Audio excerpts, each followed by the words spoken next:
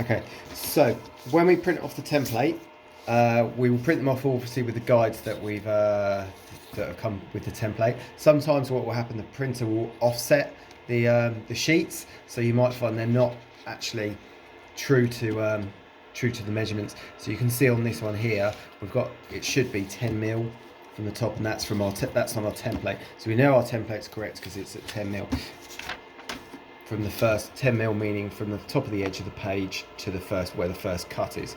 So on this one, because the printer has slightly offset it, we need to correct that. And the way to correct it, so we take our measurement, okay, and it's about 11 and a half out. It should be 10 mil, but it's 11 and a half out. So what we need to do is correct that. So we do that by, on the screen here, we will go into our set parameters, okay, and we will select the first cut. So what we're going to do, if you use the plus and the minuses, you can see that it scrolls it. So what we want to do, we want to increase from where the cut is. So we want to add a little bit onto it. So here we're going to add on 1.6 millimeters. Okay, and once we're happy with that, we just press back over to mode. Okay, and then we can see we're cutting 85 by 54, A3. So then we put our sheet in. And then when you put the sheet in, you'll see you've got a little on here, you've got a little red mark on your template as well.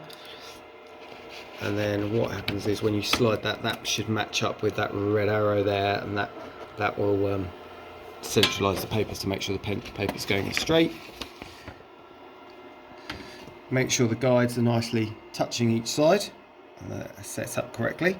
You can pull these slide in and out basically. So once you've got that red mark in line there, you can adjust this accordingly. And this one here is kind of like a micro adjustment. So you can slide it in and out, but just for that little bit of fine tuning, you can wind that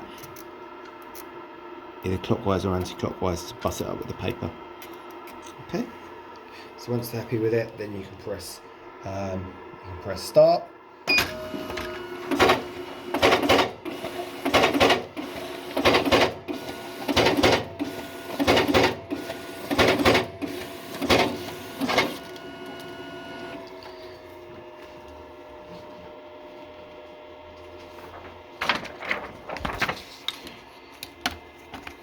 Okay, so you can see that we've kind of cut right up onto the lines here, right up onto the edges. So obviously we've got the bleed marks, which are in the grey, okay, and obviously the cut marks is the black marks, but you're not going to have any. This is just for template illustration only, so you won't have these black marks. The bleed marks obviously allow that movement, because there is movement, there is any millimetre discrepancies. Which if you're trying to cut right onto the black, you'll never do it. So that's why we have a bleed mark. So your pattern goes over into the grey, where the grey is on here, to allow for that little bit of movement.